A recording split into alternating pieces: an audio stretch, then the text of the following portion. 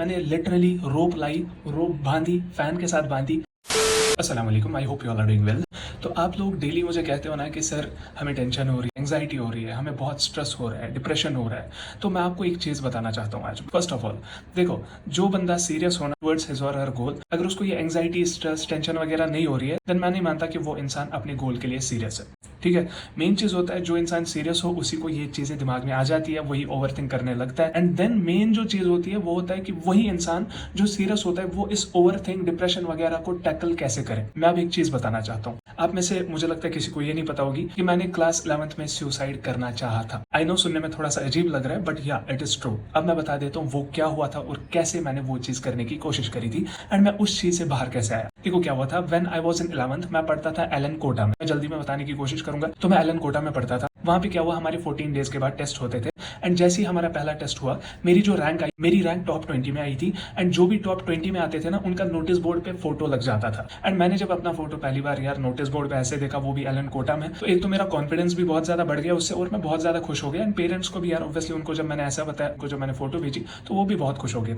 तो उसके बाद क्या हुआ, सेकंड टेस्ट हुआ, थर्ड टेस्ट हुआ, मैं टॉप 20 से टॉप 10 में चला गया। ओके, तो जैसे ही फिर हमारा फोर्थ टेस्ट हुआ, देखो थर्ड टेस्ट तक आई वाज लाइक कि नहीं सब कुछ सही जा रहा है, अब आगे को भी इस चीज को मेंटेन रखना है। ठीक है, तो क्या हुआ कि जैसे ही फोर्थ टेस्ट हुआ मैं टॉप 10 में होता था, लेकिन जब फोर्थ टेस्ट का रिजल्ट आया मेरी रैंक सीधे टॉप 10 से मैं मतलब ऐसे टॉप 50 में चला गया। मतलब ऐसे मेरी 47 की 57, आई डोंट रिमेंबर कि रैंक क्या थी, बट 40s में ही कुछ रैंक थी। तो मैं लिटरली शॉक हो गया यार कि मतलब टॉप 10 से सीधा 47 कैसे हो सकता है, वरना ये इतना बड़ा इशू भी नहीं था। बट मैं इतना सीरियस हो गया था स्टडीज के रिगार्डिंग, दैट्स व्हाई मुझे इस छोटी बात पे बहुत ज्यादा टेंशन हो गई थी। तो उसके बाद क्या हुआ था, इतना ज्यादा ओवरथिंक करने लगा था मैं कि मैं मतलब रूम में जो शार्प चीज होती थी, चाहे पेन की टिप हो ना, मैं उससे भी डरता था, मैं स्केल से डरता था, मैं चाकू से डरता था। मतलब जो भी शार्प चीज हो ना, मैं इवन फैन के शोर से भी डरता था। मेरा रूममेट, वो भी हमारी अपनी फैमिली से, वो भी कश्मीर से ही है, तो वो मेरा रूममेट था। तो उसको पता है कि what I was going through at that time. तो तब तक क्या होता था ना कि मैं यही 1-2 वक्त नमाज पढ़ता था, या 3 वक्त, 4 वक्त, कभी अगर पॉसिबल हो तो 5 वक्त नमाज पढ़ ली। तो क्या हुआ, वहां पे 50 डिग्री सेल्सियस होता था, एसी ऑन करना वॉज मैंडेटरी, एसी ऑन नहीं करेंगे तो मर जाएंगे। तो मैं क्या करता था ना, मैं फैन भी बंद करता था और एसी भी बंद करता था,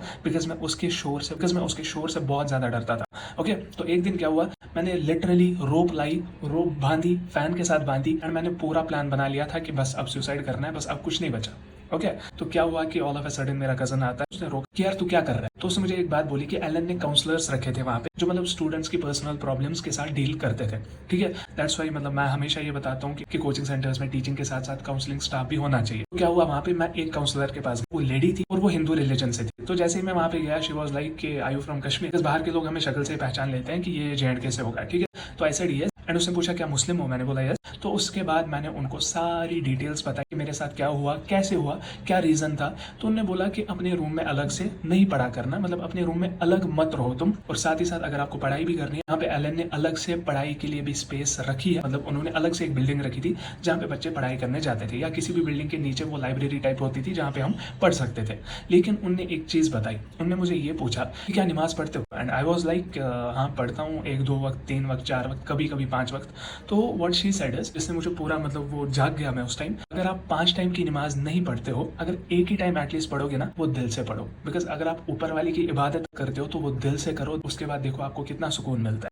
तो आई वाज लाइक यार मतलब अगर मुझे दूसरे रिलीजन का कोई इंसान ऐसा कुछ बता रहा है कि नमाज दिल से पढ़ो एंड ऑल दैट, तो मैं समझ गया अगर मुझे असली सुकून चाहिए वो तो नमाज में ही मिलेगा। बिकॉज उनकी बात जो है ना वो सीधे दिल में चुभ गई। एंड उसके बाद कसम से बता रहा हूँ, तब से लेके क्लास 11 से लेके अभी तक मुझे लगता है 6-7 साल हो गए, मैंने एक भी वक्त नमाज नहीं छोड़ी है। मतलब पांचों के पांचों टाइम नमाज में कंटिन्यूअसली पढ़ रहा हूँ अल्हम्दुलिल्लाह, एंड इंशाल्लाह मरते दम तक भी पढ़ेंगे। तब से लेके अभी तक कसम खा रहा हूँ, वैसा कोई डिप्रेशन कभी ना ही हुआ है एंड ना ही कभी होगा। इंशाल्लाह अपनी लाइफ में खुश हूँ, चाहे मेरे पास कम है चाहे ज्यादा है, जहाँ पे भी हूँ अल्हम्दुलिल्लाह खुश हूँ। इंशाल्लाह जो भी अल्लाह ताला ने मेरे नसीब में लिखा होगा वो सब कुछ बेहतर होगा, इसी चीज़ पे मुझे यकीन है। तो यही मुझे बताना था कि मैं सुसाइड करने के लिए तैयार था, बट देखो अल्लाह ताला ने कहाँ से कहाँ पहुँचा दिया। अगर उस टाइम पे खुदा ना खास्ता कुछ गलत हुआ होता तो अभी शायद मैं आप सब लोग के सामने खड़ा नहीं होता।